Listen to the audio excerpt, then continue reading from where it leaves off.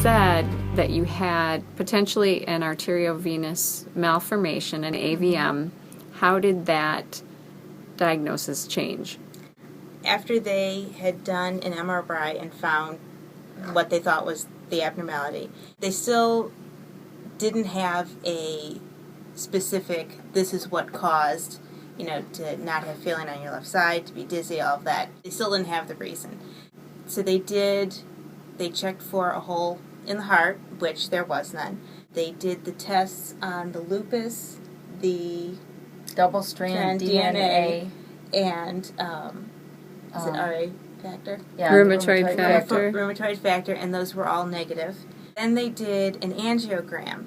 After that test, the diagnosis changed. They had found a clot in the basilar artery, and what they had thought was the malformation abnormality was another clot in the vertebral. So you have 2 clots in 2 major vessels serving your brainstem. Yes. So the diagnosis is an ischemic stroke. Yes. The paired vertebral arteries travel through the transverse foramina of the cervical vertebrae and enter the skull through the foramen magnum. They course along the medulla oblongata, and just before the pons, the vertebrals unite to form the single basilar artery. The basilar artery travels across the mid-portion of the pons. They believe that the clot that made its way to the basilar artery originated from a tear at the now clot site in the vertebral artery. Okay, so she has 2 things going on then. She has hemorrhage going on. She has a hemorrhagic stroke on her medulla, and she has an ischemic stroke in her pons. Exactly. Yes. So the diagnosis is a Pontine stroke. Yes. So you have ischemia, blockage, and you have hemorrhage. That's very difficult to treat. The tear, I think the tear that had happened hadn't completely broken through the artery wall. It had just kind of created like a pocket there. And it had tried to, at some point, heal, and what had scabbed over inside the artery is what broke off. Pontine strokes are usually fatal. Did they come in, and were you awake and cognizant and able to understand what was happening to you? While all this is going on and they're saying, your daughter has a blockage in the vertebral and the basilar artery, is she able to understand what's going on? I'm aware something's going on. I don't think at the time I didn't know right away. They said stroke. I didn't know right away what kind of stroke or how serious a stroke it was. I'm not quite sure how much of that I actually processed. It was just, it has a name now. And I think that was to the level that I processed it. And I don't really think that, I think your knowledge about what happened is really after you got well. Because at the time, I think, Brittany was awake and could, answer questions and understood for the moment what was going on, but then it would just go away. Her short-term memory was gone. I mean, you could say one thing to her, and then a short time later, I'd ask the same question. Right, her short-term memory was just, it was gone. And do you have trouble with that still? To an extent. An example would be, I would be reading the menu of, what to eat. By the time I got to the bottom of a short list of maybe 20 items, I'd forget what the first couple of things were, first couple of options were.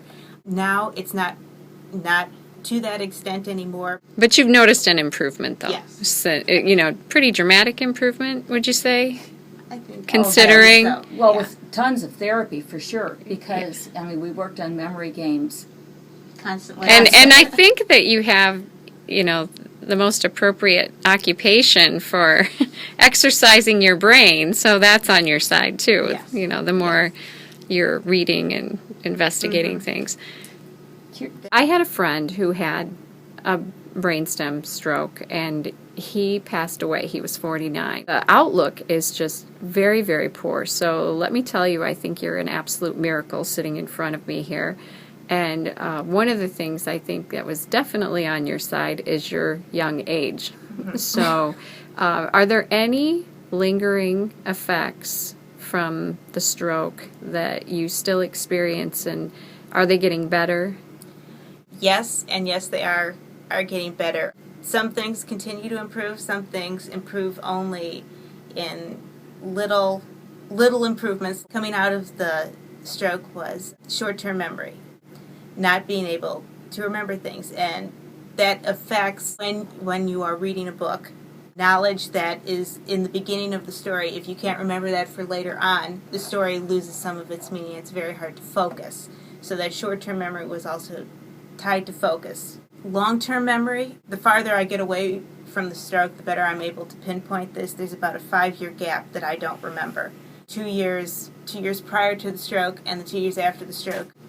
The 2 years prior, completely. I can't remember anything that happened then. You still can't remember. No, I still can't. But are things coming back slowly? From that period, no. She can't even remember people that she just met during that period. I don't remember who they are. If I run into them again, I don't recognize their face as somebody I've seen. Another thing, after I was released from the hospital, that ties back to memory.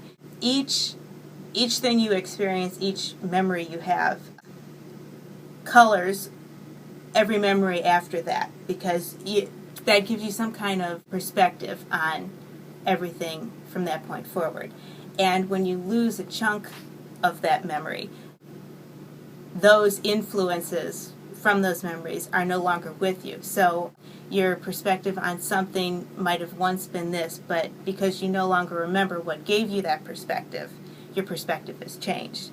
And right when I got out of the hospital, I would always be running into instances of that where someone would expect a reaction from me, but because I didn't remember something that would have influenced that reaction, I reacted differently. And there was always this disconnect. I think a really good example of how that memory was affected is you being a vegetarian.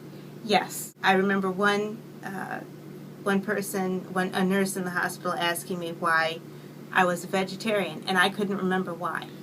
I don't know, I don't even remember quite what I said. Something like, oh, well, I was raised that way, or something, some strange answer like that, but I couldn't remember why it was so important. You and my friend both had a similar incident where you had this traumatic stroke in your brainstem, and both of you had very different outcomes. My friend did not make it, and you did. Do you happen to know what the mortality rate is for the kind of stroke that you had? Yes, it's 85%, and most of the people who do survive it end up in locked-in syndrome, which is there is a mind, but there is no body. There you cannot move. They're there, but they're trapped. There's Yeah. no quality No. of life.